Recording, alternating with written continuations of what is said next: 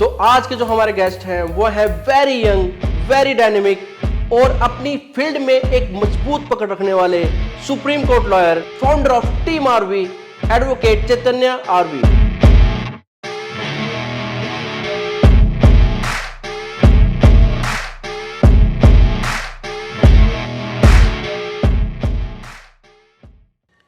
Sir आज 26 जनवरी है, Republic day, तो आप कॉन्स्टिट्यूशन को कैसे देखते हैं?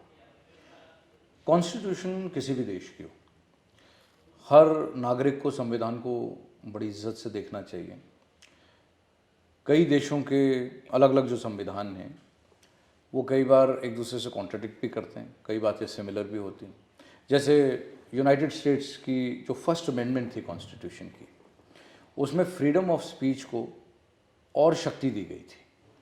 वहीं जो हमारी फर्स्ट अमेंडमेंट थी इंडियन कॉन्स्टिट्यूशन की, उसमें फ्रीडम ऑफ स्पीच कर्टेल किया गया था। फ्रीडम ऑफ स्पीच जो आपने मेरे को बोला, तो आपको क्या लगता है कि हमारे देश में ये कितना इम्पोर्टेंट है बेसिकली एक सिटीजन के लिए? देखिए, I think freedom of speech जो है वो आपको याद दिलाती है कि आप एक डेमोक्रेसी में जी रहे हैं। फ्रीडम ऑफ स्पीच के बिना डेमोक्रेसी हो ही नहीं सकती। लेकिन वहीं पे हमारा संविधान फंडामेंटल ड्यूटीज़ की बात का भी जिक्र करता है।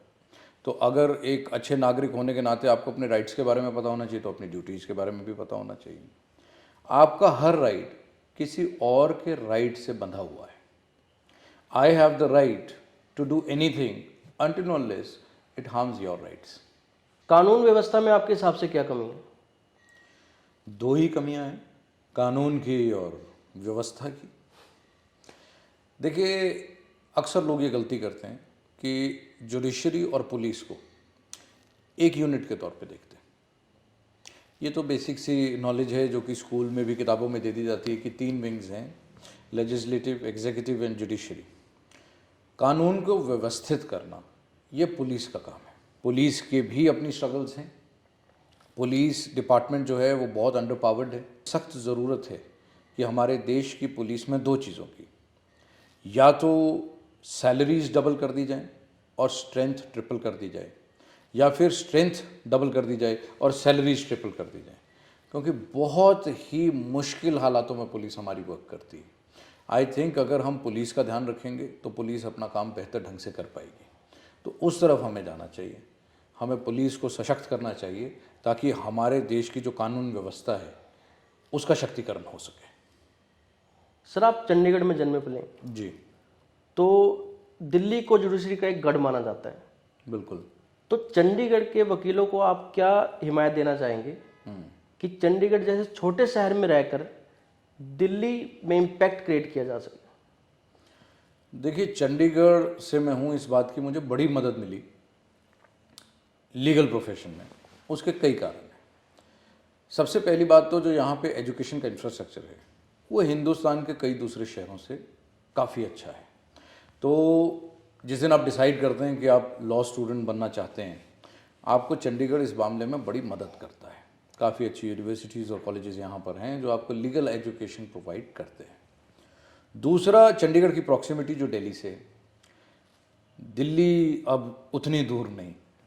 आप देखेंगे कि चंडीगढ़ से आप दिल्ली पहुँच जाते हैं सुप्रीम कोर्ट तक 4 घंटे में, जो कि एक बड़ा डिस्टेंस नहीं है कंपेयर टू अदर सिटीज़। बिल्कुल।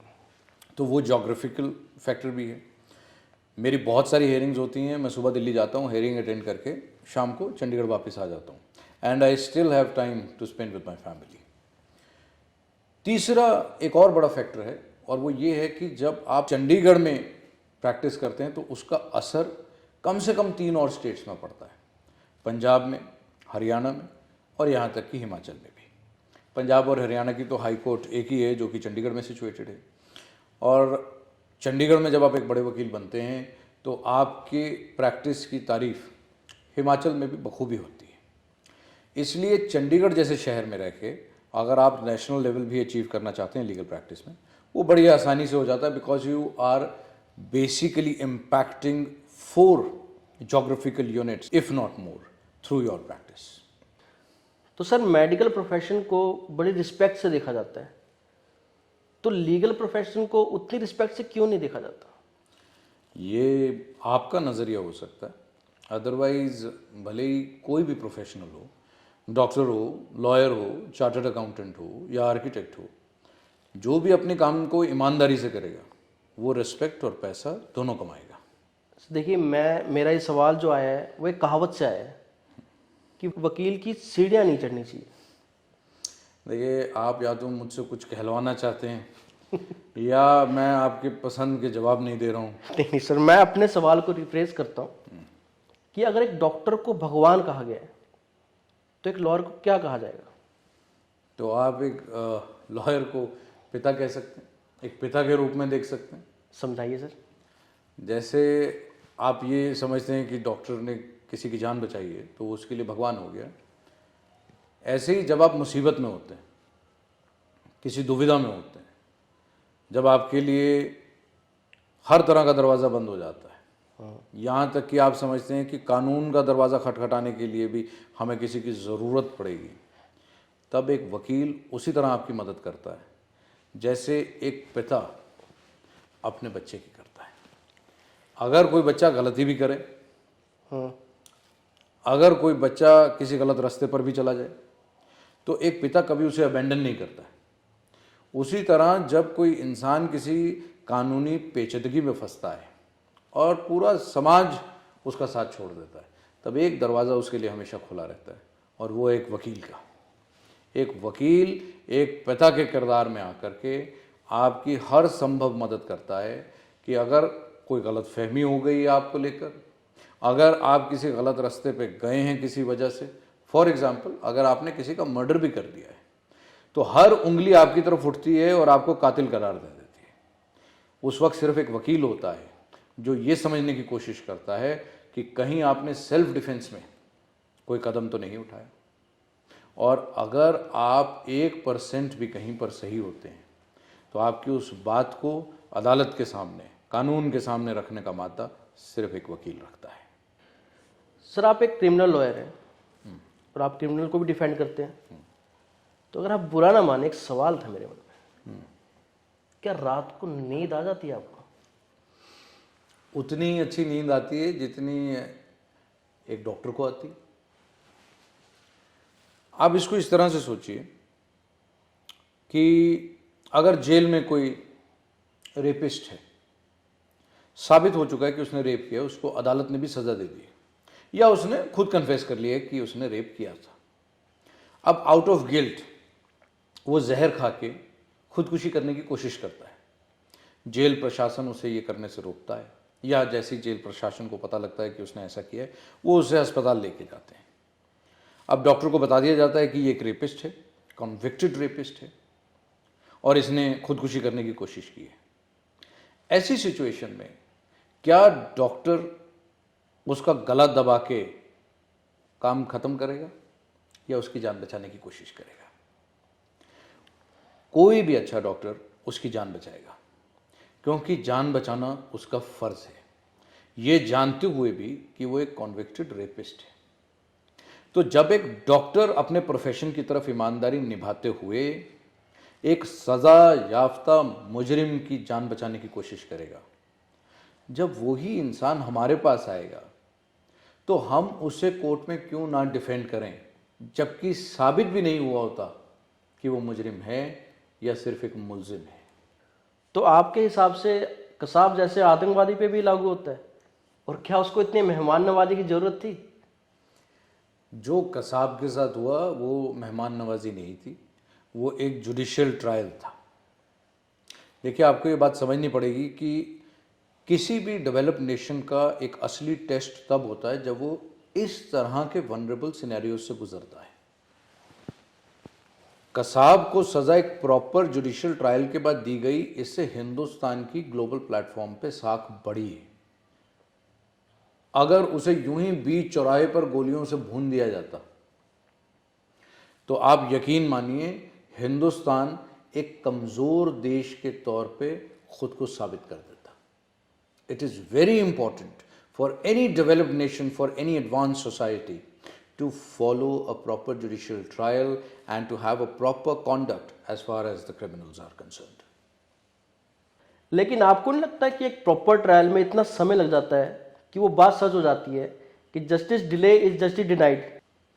देखिए, प्रॉपर प्रोसीजर को फॉलो करना बड़ा ज़रूरी है अगर आप चाहते हैं कि हम उस दौर में ना चले जाएं जिस दौर से निकल करके समाज आज यहाँ तक पहुँचा है। पुराने ज़माने में कई देशों में आपने सुना होगा ऐसा होता था कि किसी औरत पे कोई उंगली उठा देता था कि ये डायन है, तो पूरा गांव वहाँ पे पहुँच जाता था और उसको और उसके घर को आग लगा दिया करता था। क्या आज वो बात सही लगती? बिल्कुल भी नहीं। हम बड़ी मुश्किल से उस ज़माने से निकल के आए। हम उस बारबेरियनिज्म से निकल के यहाँ तक पहुँचे हैं।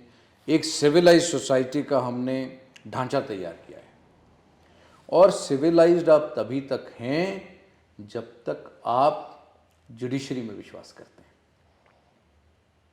अगर इंसाफ यूं ही चुटकियों में दिया जाने लगा, आपका किसी से झगड़ा हो गया, आप उसको मार देंगे। कब? जब आप ताकतवर होंगे। आपका किसी से झगड़ा हुआ, वो आपको मार देगा। कब? जब वो ताकतवर होगा। इंसाफ ताकतवर को नहीं मिलना चाहिए, सही इंसान को मिलना चाहिए और सही तथ्यों तक पहुंचने का एक ही तरीका है और वो है एक proper judicial procedure. Sir last सवाल, नए वकीलों के लिए क्या टिप है आपकी? एक ही टिप है कि आप फ्रेश आ रहे हैं, फ्रेश रहिए। पहले से अपने मन में कुछ मत लेकर आइए, क्लीन स्लेट की तरह आइए। पहले लोग सिर्फ आंखों के साथ पैदा होते थे, आजकल आंखों में रंग लेके पैदा हो रहे हैं। कोई भगवा रंग लेके पैदा हो रहा है, कोई हरा रंग लेके पैदा हो रहा है। जो कुछ आपने पढ़ाई की है वो आपकी फाउंडेशन ज़रूर है, लेकिन प्रैक्टिस शुरू होने के बाद आपकी पढ़ाई फिर से शुरू हो जाएगी नए सिरे से। एक अच्छा सीनियर लॉयर ढूंढिए, उनके साथ आप अपनी प्रैक्टिस को शुरू कीजिए। अपने आप को पॉजिटिव लोगों से सराउंड कीजिए। इस फील्ड में आपको सक्सेस बड़ी देरी से मिलेगा, स्पेशली अगर आप एक फर्स्ट जनरेशन लॉयर हैं। I am a first generation lawyer myself. I wasn't served my practice on a silver platter. I had to cook my own dishes, put them in my plate before I could have them. आपको कुछ भी जल्दबाजी में नहीं मिलने वाला है और इस फील्ड में जब आप आएँ तो ये सोच के ना आएँ कि यहाँ नहीं बना तो कहीं और चला जाऊँगा। मैं जब इस फील्ड में आया था तो ये सोच के आया था कि मैं मरूंगा, भूखा भी मरूंगा तो वकील मरूंगा, वकालत के अलावा कुछ और नहीं करूंगा। इसी शिद्दत से आइए। याद रखिए, शेर भूखा मर जाता है लेकिन घास नहीं खाता। देर सवेर आपको कामयाब वकील बनना है, ये सोच के आप आइए, आपका यह सपना ज़रूर पूरा होगा। Thank you so much sir. Thank you. आज आपसे बात करके काफ़ी कुछ सीखने को मिला और आई होप कि हमारी ऑडियंस को भी काफ़ी कुछ जानकारी मिली होगी।